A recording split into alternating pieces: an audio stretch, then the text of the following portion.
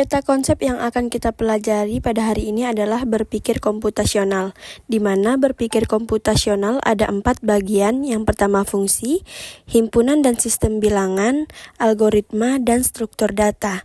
Untuk himpunan dan sistem bilangan terbagi menjadi 2, yaitu himpunan dan sistem bilangan, di mana sistem bilangan dibagi lagi menjadi 3, yaitu desimal, biner, dan oktal. Nah, hari ini kita akan pelajari 3 komponen, yaitu fungsi, algoritma, dan struktur data. Oke, langsung ke fungsi. Apa itu fungsi? Fungsi dapat diartikan perintah yang berlaku pada sebuah kondisi tertentu. Dalam pelajaran matematika, kalian dapat menemukan contoh fungsi. Misalnya, f(x) sama dengan 2x tambah 3. f(x) sama dengan 2x tambah 3 itu adalah fungsi, di mana di situ ada perintah dan ada kondisi tertentu.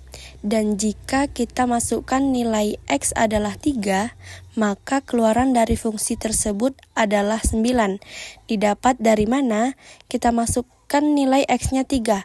2x berarti 2 kali 3, 6, ditambah 3 sama dengan 9. Oke? Lalu contoh fungsi dalam kehidupan sehari-hari. Ada beberapa contoh. Yang pertama adalah persiapan masuk kelas, di mana pada saat siswa mau masuk kelas itu ada 3 kegiatan. Yang pertama yaitu berbaris di depan kelas. Setelah itu ada pemeriksaan kuku oleh guru, lalu masuk kelas sesuai urutan baris. Setiap pagi, guru hanya perlu mengatakan persiapan masuk kelas. Nah, setelah guru mengatakan persiapan masuk kelas, peserta didik itu sudah paham mereka harus bagaimana. Diawali dengan kegiatan pertama, kedua, ketiga, yang mana sudah berlangsung sehari-hari mereka. Pada saat guru mengatakan persiapan masuk kelas, siswa itu secara otomatis mereka sudah paham mereka harus melakukan apa. Lalu yang kedua ada ref pada teks lagu yang berarti pengulangan. Oke, jadi ketika kita masuk ref berarti kita mengulangi lagu tersebut. Kalau yang suka lagu pasti paham.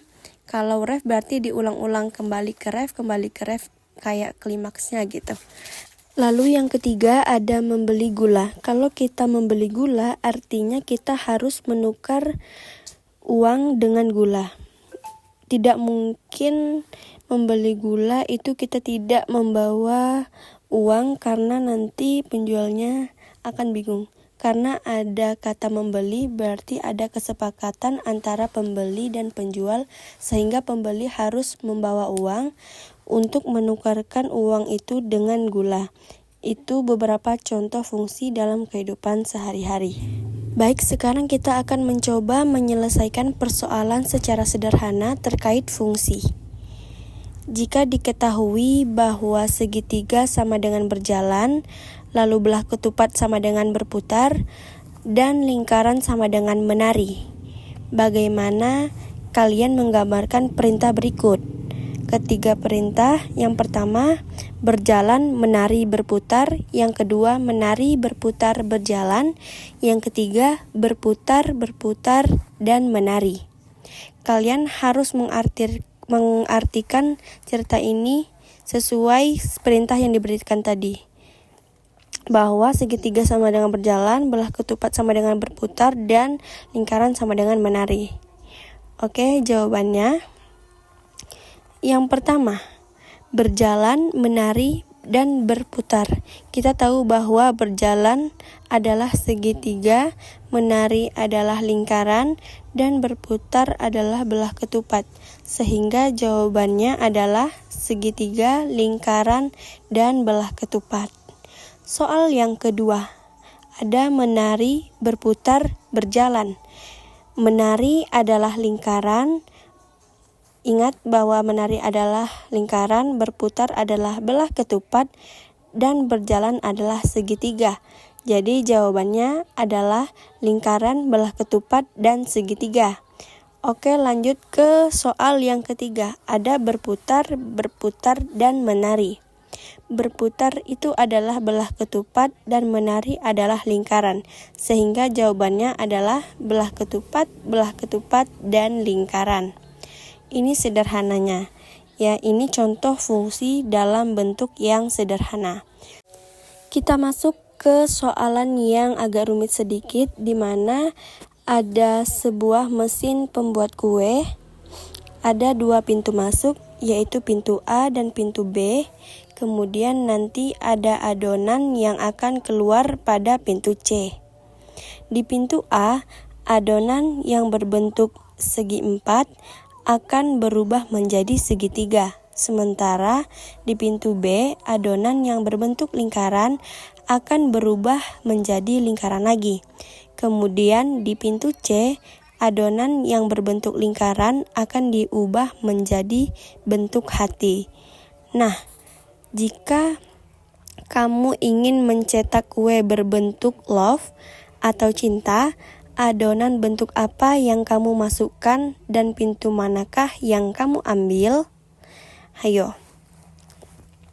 Nah, kita ingat bahwa A tadi mengubah segi 4 menjadi segitiga, baru di B, pintu B mengubah lingkaran menjadi lingkaran, dan di pintu C mengubah lingkaran menjadi bentuk love atau cinta. Nah, kita balik sekarang. Kita menginginkan bentuk terakhir adalah love. Ya, maka di C, kue yang terakhir harus berbentuk lingkaran. Kita fokus di C, kue yang masuk di A atau B itu harus berbentuk lingkaran agar nantinya bisa berbentuk love. Karena hasil akhirnya keluarannya adalah ingin mencetak kue berbentuk love. Dengan fokus kue yang terakhir masuk harus berbentuk lingkaran, maka jawabannya ada 2. Yang pertama, kita memasukkan adonan lingkaran dari pintu B. Karena dari pintu B, adonan lingkaran akan tetap menjadi lingkaran. Sehingga jika dari B lingkaran masuk ke C, maka akan tetap lingkaran. Dan di C akan diproses dan lingkarannya akan berubah menjadi love. Maka hasil akhirnya adalah berbentuk love. Lalu yang kedua, kita bisa memasukkan lingkaran dari pintu A, di mana kita ketahui bahwa pintu A saat dimasukkan persegi atau segi 4 itu akan mengubah atau berubah menjadi segitiga. Hanya merubah segi 4 menjadi segi 3 saja. Jadi jika dimasukkan lingkaran, maka akan tetap menjadi lingkaran karena tidak ada proses di sana. Dan masuk ke C akan sebuah lingkaran. Nah, dengan memasukkan lingkaran dari pintu A, maka keluarnya di pintu C akan berbentuk lingkaran juga. Sehingga di pintu C bisa diproses menjadi kue berbentuk hati. Nah, sejauh ini pasti paham? Oke, kita masuk ke materi algoritma. Sebelum kita belajar lebih dalam dengan algoritma, Ibu ingin bertanya kepada kalian, apakah kalian selalu bisa mengingat semua instruksi dari guru kalian? Kenapa ini ditanyakan? Karena algoritma berkaitan dengan instruksi. Jadi, algoritma adalah sekumpulan instruksi yang terstruktur dan terbatas yang diimplementasikan ke dalam bentuk program komputer untuk menyelesaikan suatu masalah komputasi tertentu.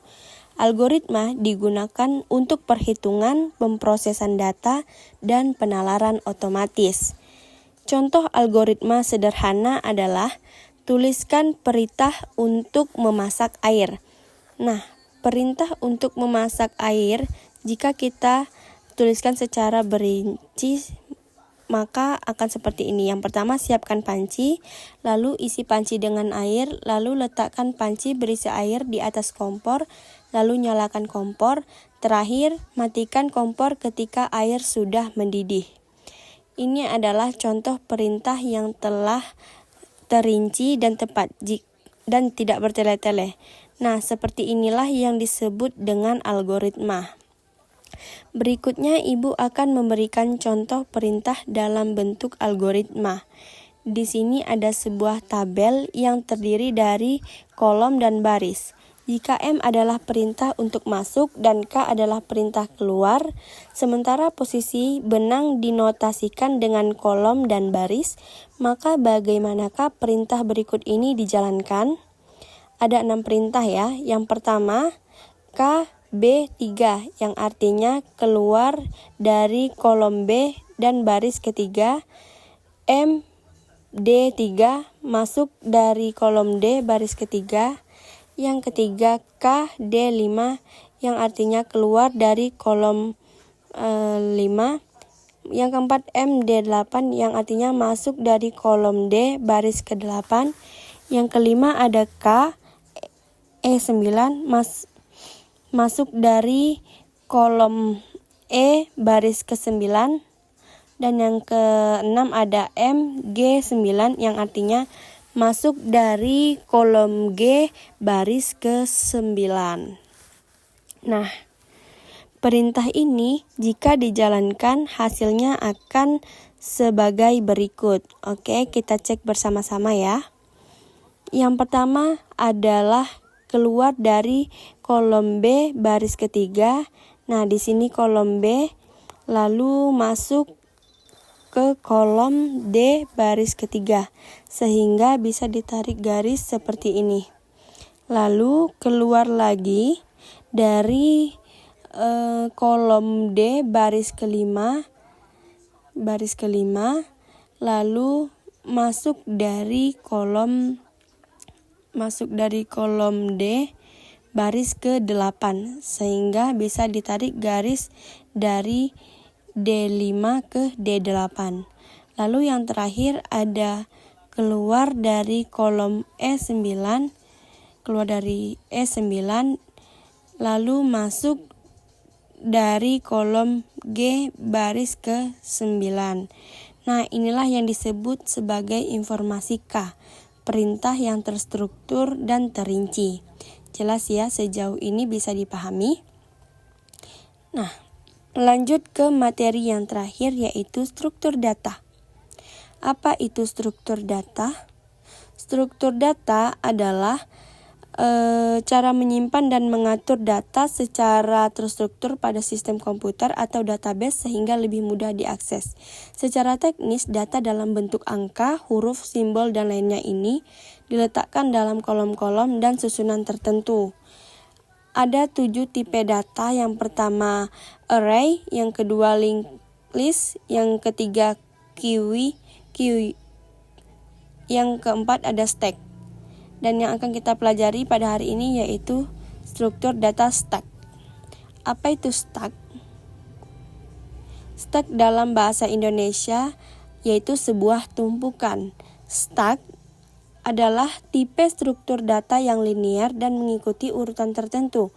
Adapun urutan yang digunakan adalah LIFO atau last in first out atau FILO first in last out. Kedua istilah tersebut artinya sama, yaitu data yang terakhir masuk akan menjadi data yang keluar pertama kali.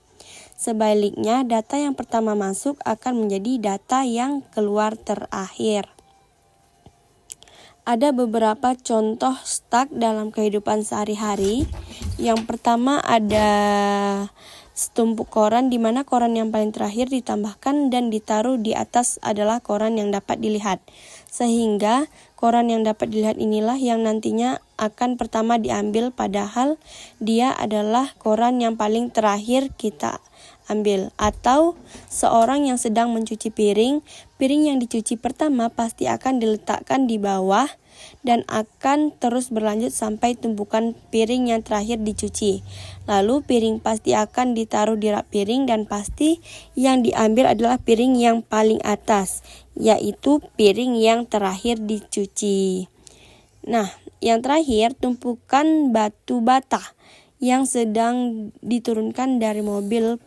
Pasti yang diambil adalah batu bata yang paling atas. Padahal batu bata pertama yang dimasukkan ke dalam mobil adalah batu bata yang berada di bawahnya. Inilah beberapa contoh stuck dalam kehidupan sehari-hari. Bisa dipahami? Kemudian, stuck dalam operasi matematika.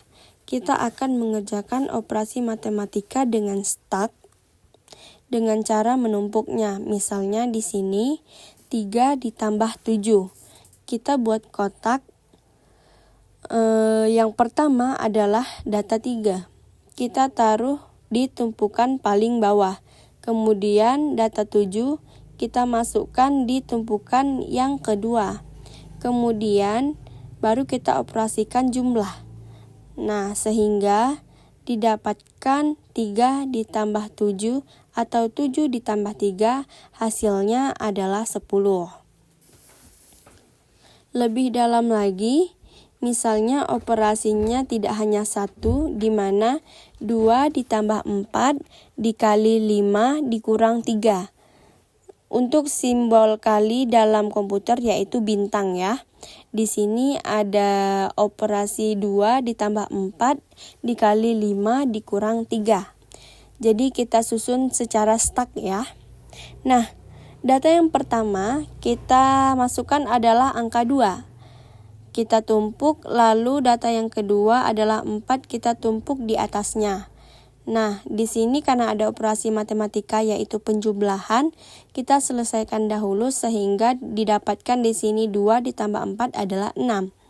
Nah, 6 ini menjadi data pertama pada tumbukan berikutnya. Kemudian kita masukkan data berikutnya yaitu 5 dan juga yang paling atas adalah 3. Kemudian kita operasikan dengan pengurangan ya. Di mana yang dioperasikan adalah data yang paling atas yaitu 5 dikurang 3 hasilnya adalah 2. Nah, baru kita operasikan dengan operasi yang paling terakhir yaitu perkalian sehingga didapatkan hasil akhirnya adalah 2 dikali 6 adalah 12. Ini adalah cara menyelesaikan operasi matematika dengan struktur data. Semoga kalian bisa memahaminya. Assalamualaikum warahmatullahi wabarakatuh.